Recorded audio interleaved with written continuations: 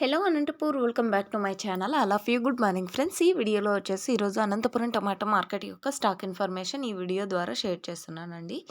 So ముందుగా ఈరోజు date వచ్చేసి 11వ తేదీ జనవరి నెల 2024 సంవత్సరం. ఇక ఈరోజు వచ్చేసి అనంతపురం టమాటా మార్కెట్ స్టాక్ తీసుకుంటే కనుక నిన్నటి మీద జస్ట్ కొద్దిగా పెరిగింది అని చెప్పొచ్చండి.